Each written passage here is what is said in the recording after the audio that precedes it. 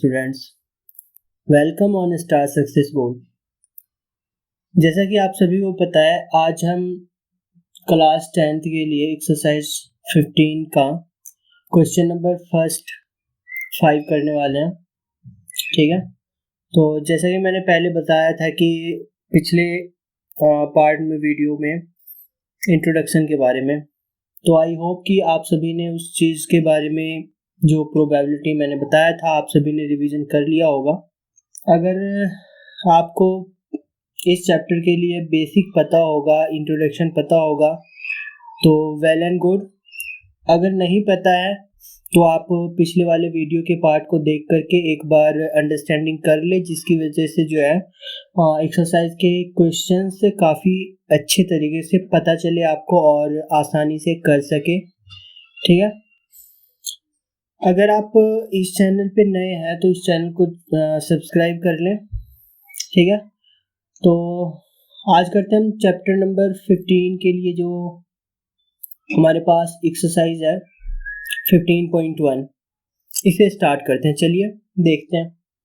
तो यहाँ पे हमारे पास एक्सरसाइज 15.1 का सबसे पहला क्वेश्चन स्क्रीन पे है। देखते हैं इसे कैसे सॉल्व करना है, समझते हुए क्वेश्चन को करना है। ठीक है, बहुत बच्चे क्या करते हैं कि इसे जो है ना मतलब सोचता है कि फिलअप्स है तो इसे रट्टा मार लेंगे। चलो कोई बात नहीं, आप रट्टा मार लोगे, कोई दिक्कत नहीं, लेकिन अंडरस्टैंडिंग भी होनी चाहिए। ठीक है, जिससे आप मतलब ऐसे इन केस अगर फ्यूचर में क्वेश्चन आते हैं तो आप इजीली कर पाओ। ठीक है, तो यहाँ पे सबसे पहले हमारे पास फर्स्ट नंबर का क्वेश्चन है।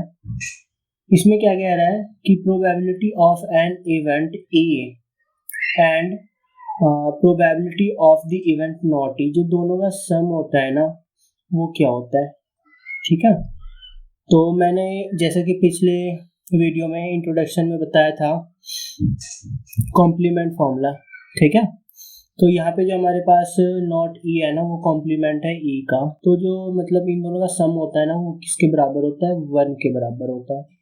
ठीक है, यानी कि मैं फॉर्मूला जो लिखवाया था probability of event plus probability of not event is equal to 1 होता है। ये हमारे पास कॉम्प्लीमेंट फॉर्मूला था प्रोबेबिलिटी के अंदर, जो कि फॉर्मूला सेक्शन में हमने डिस्कशन किया था पिछले वीडियो में।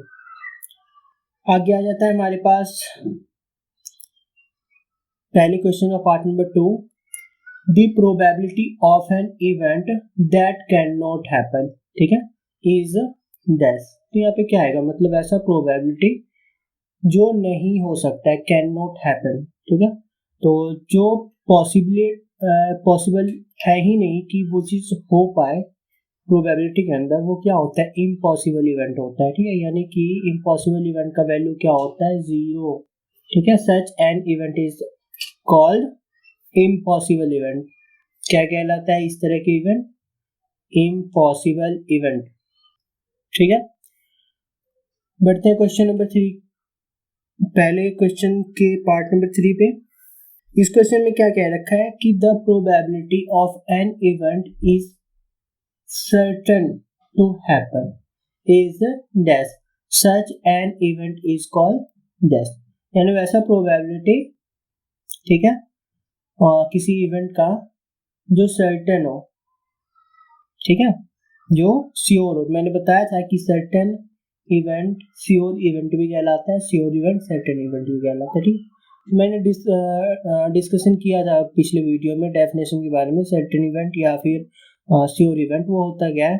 ठीक है, तो यहाँ पे बार बार डिस्कशन करके मतलब वीडियो को लंबा नहीं करना है।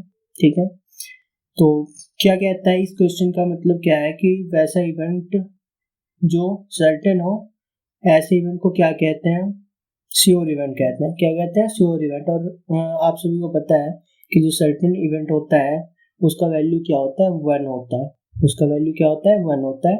और ऐसे इवेंट को क्या कहते हैं, हम श्योर इवेंट कहते हैं। क्या कहते हैं, श्योर इवेंट। ठीक है, या फिर certain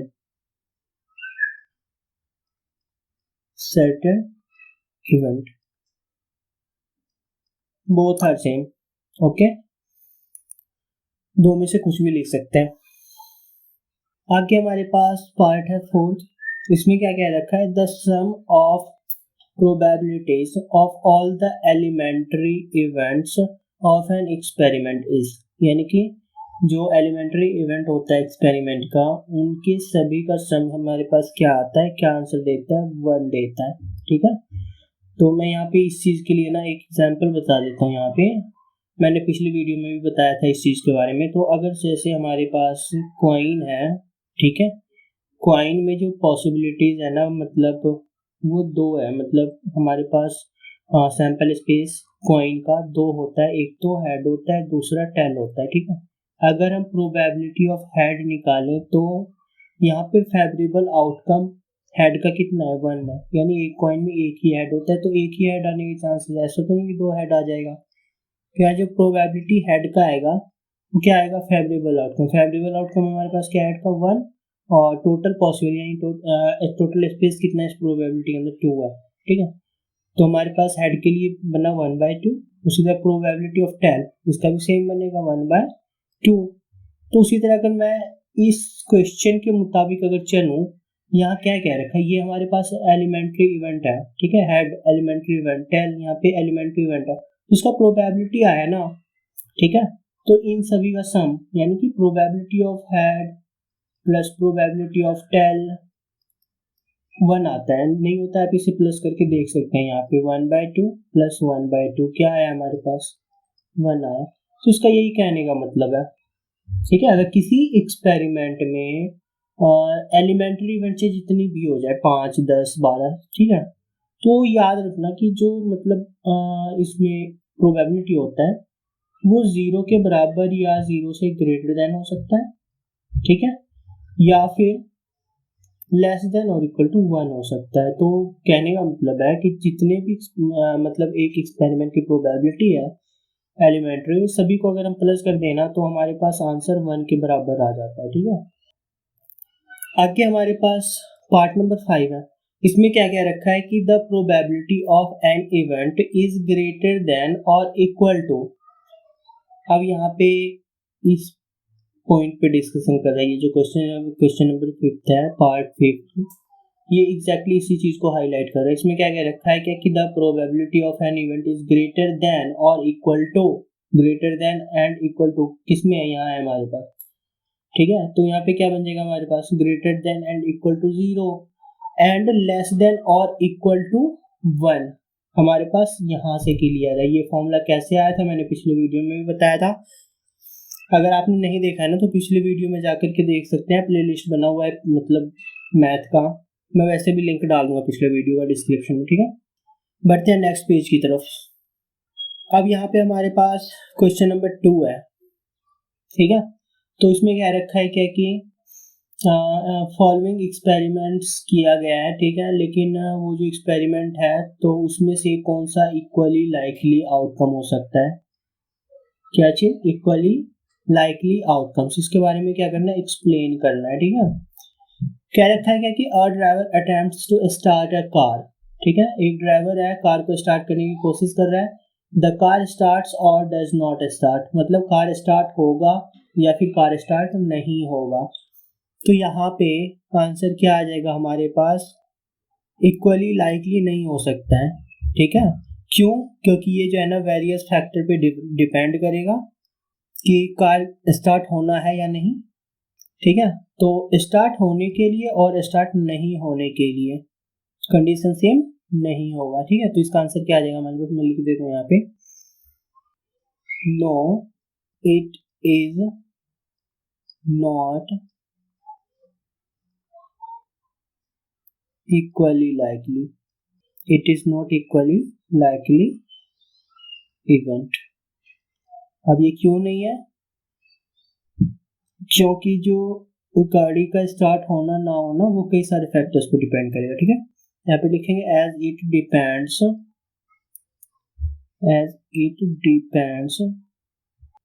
on various factors such as whether the car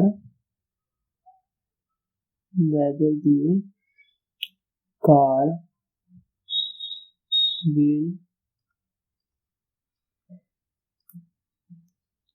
start or not। ठीक है, और दोनों के लिए क्या होगा, फैक्टर्स कंडीशन क्या होगा, डिफरेंट होगा, यानी सेम नहीं होगा। There are different factor condition. ठीक है, अब यहाँ पे हमारे पास सेकंड पार्ट है। इस क्वेश्चन में क्या रखा है, क्या कि a player attempts to shot a ball basketballs, she or he shots or misses the shot. यानी कि एक प्लेयर है, वो शॉट मारने की कोशिश कर रहा है बास्केटबॉल पे। ठीक है, तो उसके मतलब शॉट लगने के और मिस होने के क्या चांसेस हैं, उसके शॉट लगने या फिर मिस होने के क्या चांसेस हैं। तो यहाँ पर भी सेम उसी तरह कार वाले की तरह, मतलब जो कार स्टार्ट होना या ना होना वेरियस फैक्टर्स पे डिपेंड कर रहा था, एग्जैक्टली उसी तरह हमारे पास यहाँ पे शॉट्स मतलब लगेगा या मिस होगा, ये भी जो है ना मतलब क्या कि इक्वली लाइकली इवेंट नहीं है। ठीक है, ये प्लेयर्स के एबिलिटी पे डिपेंड करेगा। किस पे डिपेंड करेगा, एबिलिटी पे। तो इसका भी आंसर सेम है, नो। ठीक है, it is not equally likely event because here it depends upon players ability। ठीक है, ये प्लेयर के एबिलिटी पर डिपेंड करेगा। ठीक है, जो कि इंफॉर्मेशन नहीं दिया गया है उस प्लेयर के बारे में। There is no information given about that. I hope कि आपको ये दूसरा पॉइंट भी समझ आ गया होगा। ठीक है, थर्ड पार्ट की तरफ बढ़ते हैं। कह रखा है क्या कि a trial is made to answer a true और फॉल्स क्वेश्चन। ठीक है, द आंसर इज राइट और रॉन्ग। यहाँ पे क्वेश्चन के राइट और रॉन्ग होने के क्या मतलब कि ये इक्वली लाइकली इवेंट को दिखाता है या नहीं। तो यहाँ पे जो है ना मतलब क्या है कि ये इक्वली लाइकली होगा। ठीक है, सिंपल। अगर नहीं है तो उसके बारे में रीजन बताना था यहाँ पे, जो कि हमने बता दिया है। ठीक है, लेकिन यहाँ पे है तो लिखेंगे yes yes it is an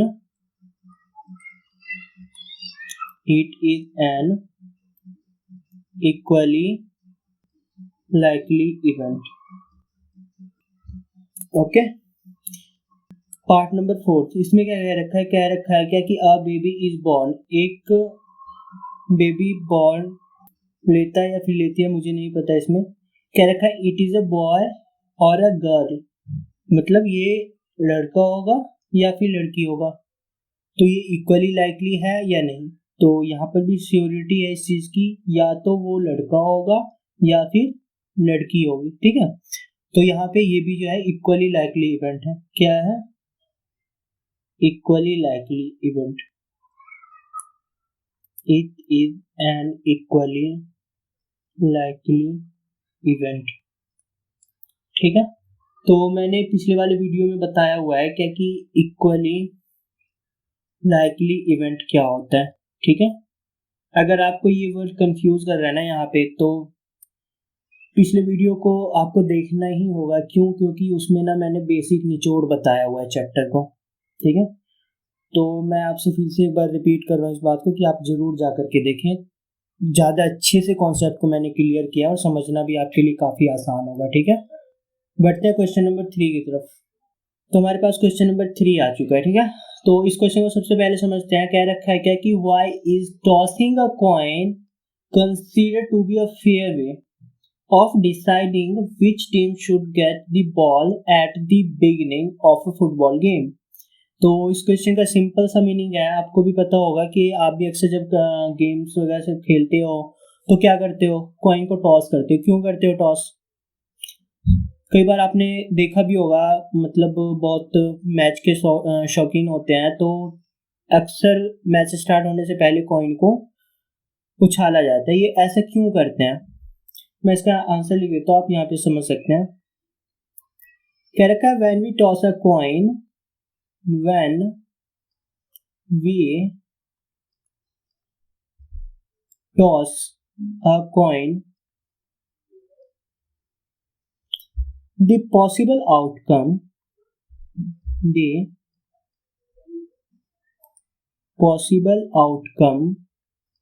are only two। तो ये पॉसिबल आउटकम क्या होता है कॉइन के अंदर? एक तो हमारे पास हेड होता है, दूसरा क्या होता है हमारे पास? टेल। ठीक है, तो यही दोनों आने के चांसेस होंगे।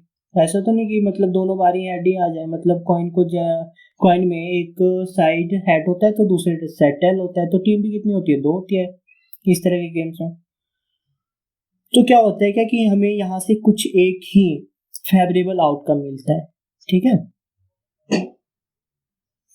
जो कि इक्वली लाइकली आउटकम्स कहलाता है, which are equally likely outcomes।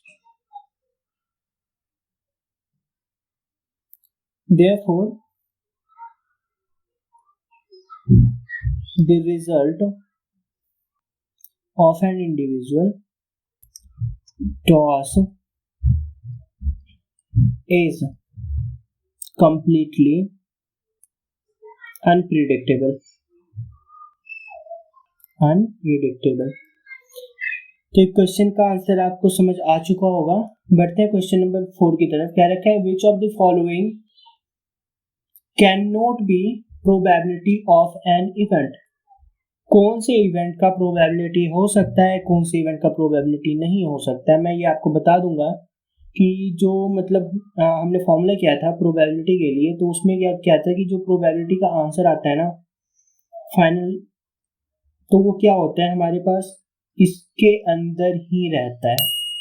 ठीक है, इससे बाहर कभी भी नहीं जाएगा। अगर 0 से नीचे जाता है या फिर 1 से बाहर जाता है तो that can't be probability. Okay, similarly यहाँ पे हमारे पास मतलब ये आया कहाँ से था, तो हमारे पास जो प्रोबेबिलिटी ऑफ इवेंट जब निकाल रहे थे तो ऊपर में हमारे पास फेवरेबल आउटकम आ रहा था और नीचे टोटल पॉसिबल आउटकम आ रहा था। जो ऊपर वाला वैल्यू है ना वो हमेशा नीचे वाले वैल्यू से क्या होता है?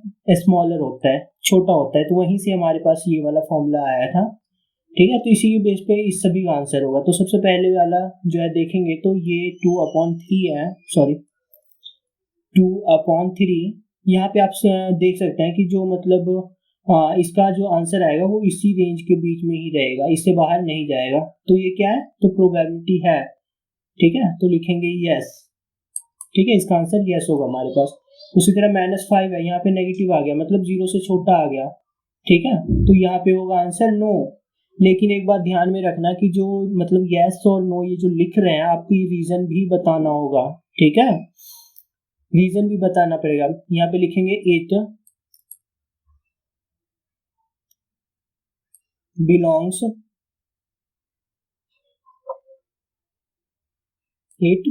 कहाँ पे बिलोंग कर रहा है? ये 0 से greater than and equal to but less than equal to 1। ठीक है, सिमिलरली उसी तरह यहाँ पे इट डजंट बिलोंग, क्यों नहीं बिलोंग कर रहा है? क्यों? क्योंकि इस रेंज से बाहर जा रहा है वो। ठीक है, सेम उसी तरह हमारे पास यहाँ पे इसको सिंपलेस्ट फॉर्म में करेंगे तो क्या आएगा? 15/100, जो कि यहाँ पे क्लियर है। मैंने यहाँ पे बताया था ना इस जगह जो ये न्यूमरेटर है वो डिनोमिनेटर से क्या होगा? छोटा होगा। और इसको जब सॉल्व करेंगे ना फाइनल आंसर इसके बीच में रहेगा। ठीक है, इसके बीच में रहेगा हमारे पास। ठीक है, उसी तरह हमारे पास 0.7, इसका भी सिंपलेस्ट फॉर्म में करेंगे तो क्या आ जाएगा? 7 मतलब 0.7 या 7 क्लियर है कि जो ये वाला वैल्यू है ना तो वो इसके बीच में ही लाई कर रहा है। ठीक है, इससे बाहर नहीं जा रहा है, तो मतलब इसका भी प्रोबेबिलिटी हो सकता है। तो यहाँ पे मैं एक बार बता दूंगा, ये जो सी पार्ट में इसको सिंपलेस्ट फॉर्म में करने पर क्या आता है हमारे पास 0.15। ये आप चेक कर सकते हो, है ना, 0 और 1 के बीच में, मतलब इस रेंज से बाहर नहीं जा रहा, तो इसका प्रोबेबिलिटी पॉसिबल है।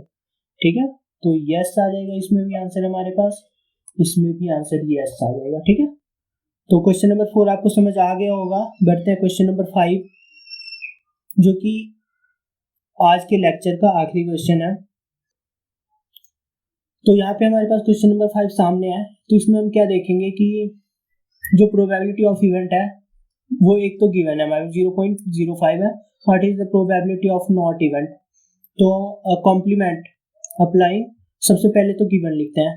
ठीक है, गिवन क्या चीज गिवन है हमारे पास? प्रोबेबिलिटी ऑफ इवेंट कितना है? 0.05। ठीक है, ये हमारे पास गिवन हो गया।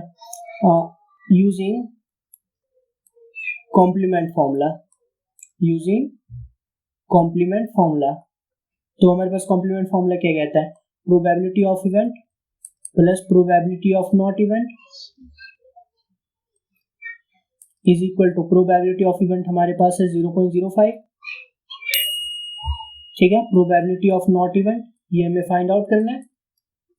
तो यहाँ से हमारे पास क्या आ जाएगा? सॉरी, यहाँ पे 1 आएगा। ठीक है, तो इस पे ध्यान दीजिएगा, यहाँ पे 1 आएगा।